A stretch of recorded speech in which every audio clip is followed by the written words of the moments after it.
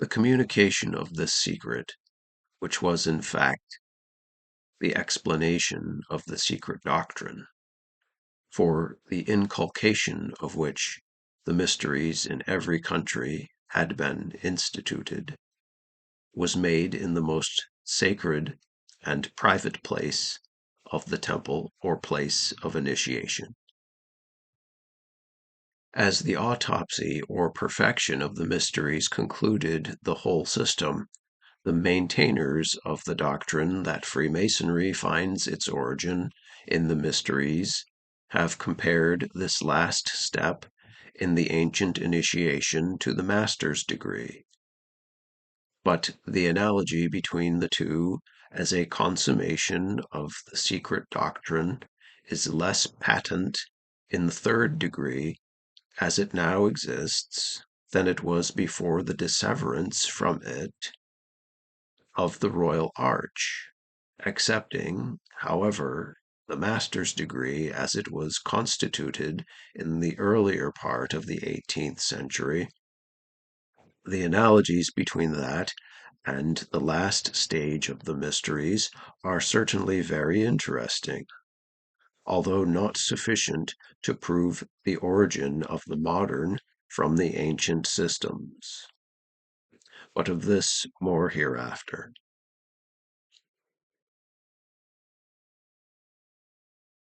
This view of the organization of the pagan mysteries would not be complete without some reference to the dramatized allegory which constituted so important a part of the ceremony of initiation, and in connection with which their relation to Freemasonry has been most earnestly urged. It has been already said that the mysteries were originally invented for the purpose of teaching two great religious truths, which were unknown to, or at least not recognized, in the popular faith. These were the unity of God and the immortality of the soul in a future life. The former, although illustrated at every point by expressed symbols, such, for instance, as the all-seeing eye, the eye of the universe, and the image of the deity, was not allegorized, but taught as an abstract doctrine at the time of the autopsy or the close of the grade of perfection. The other truth, the dogma of a future life and of a resurrection from death to immortality, was communicated by an allegory which was dramatized in much the same way in each of the mysteries, although, of course, in each nation the person and the events which made up the allegory were different. The interpretation was, however, always the same. As Egypt was the first country of antiquity to receive the germs of civilization, it is there that the first mysteries are supposed to have been invented. Footnote. The first and original mysteries of which we have any account were those of Isis and Osiris in Egypt, from whence they were derived by the Greeks. Warburton. Divine Legation, 1, page 194. Diodorus says the same thing in the first book of his History, 1, 35.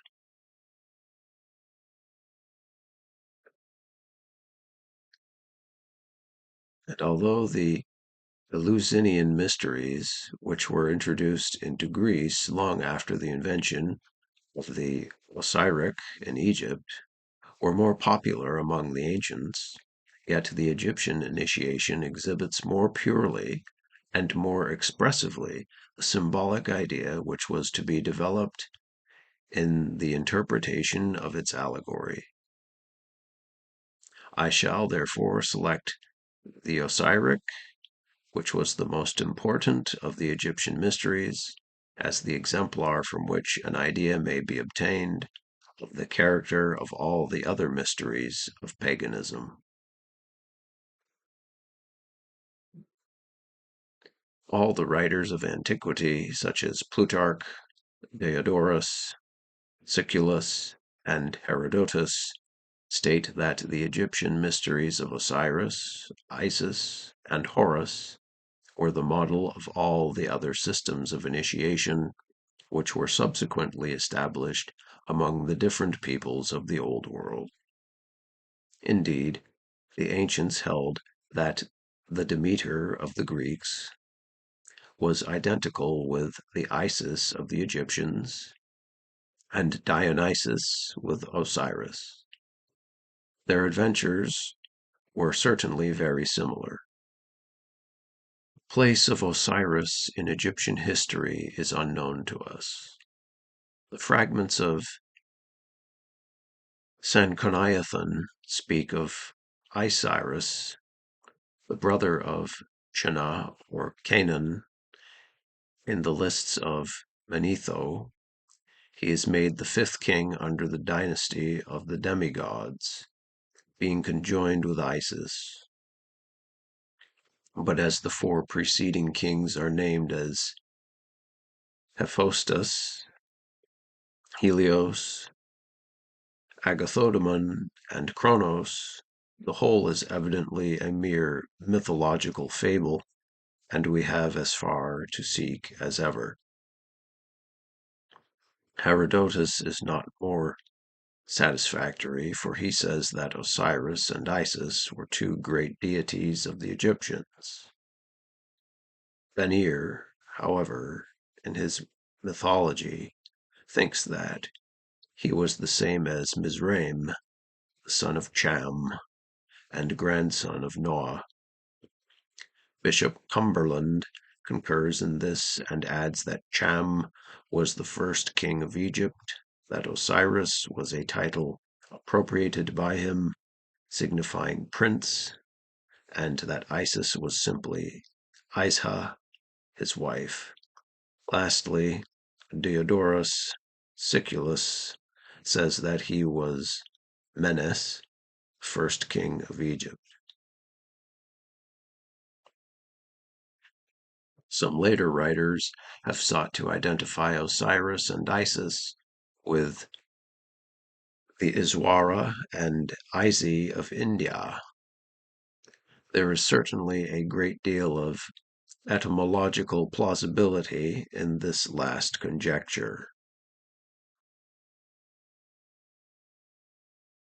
The ubiquitous character of Osiris as a personality among the ancients is best shown in an epigram of Ausonius, wherein it is said that in Greece, at Eleusis, he was called Bacchus. The Egyptians thought that he was Osiris.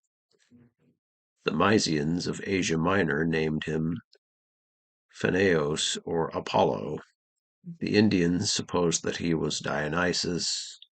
The sacred rites of the Romans called him Liber, and the Arabians Adonis. Footnote.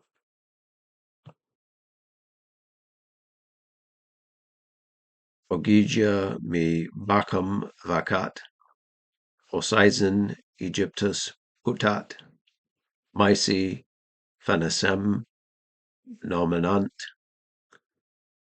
Dionysun indi existemunt, Romana sacra liberum, Arabica gens Adonium. Ausonius, episode 30.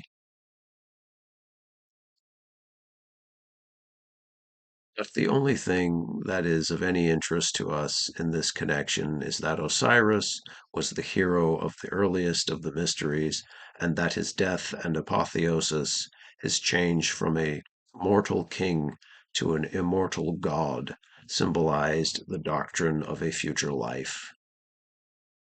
His historical character was that of a mild and beneficent sovereign, who had introduced the arts of civilization among his subjects, and had then traveled for 3 years for the purpose of extending them into other nations, leaving the government of his kingdom during his absence to his wife Isis.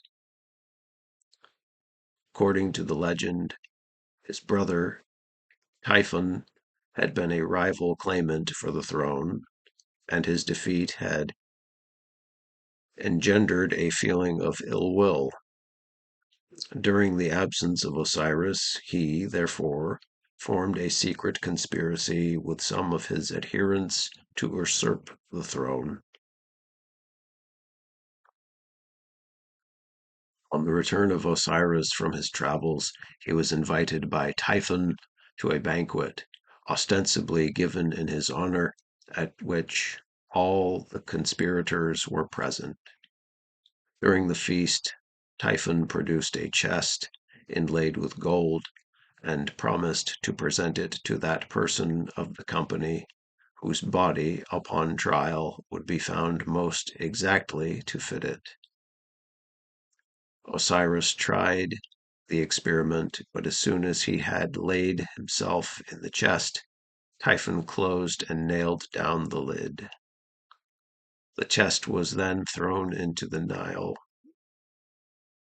whence it floated into the sea, and after being for some time tossed upon the waves, it was finally cast ashore at the town of Byblos in Phoenicia, and left at the foot of a tamarisk tree. Isis, the wife of Osiris, overwhelmed with grief for the loss of her husband, commenced a search for the body, being accompanied by her son Anubis and his nurse Nephthys.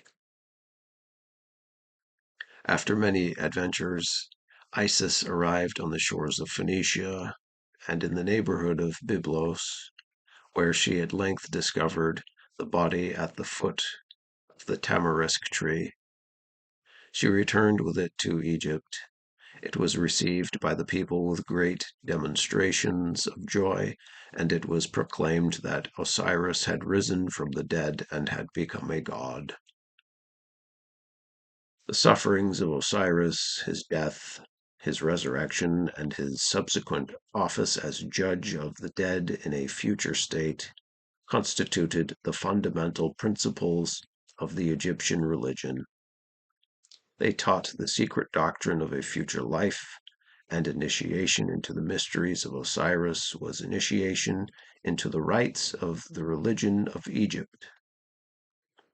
These rites were conducted by the priests, and into them many sages from other countries, especially from Greece, such as Herodotus, Plutarch, and Pythagoras, were initiated.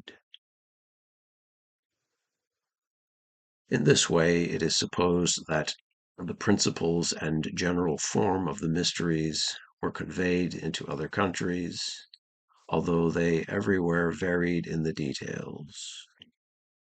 The most important of the mysteries besides the Egyptian were those of Mithras in Persia, of Aetes or of the Cabiri in Thrace, of Adonis in Syria, and of Dionysus in Greece. They extended even beyond the then more civilized parts of the world into the northern regions of Europe,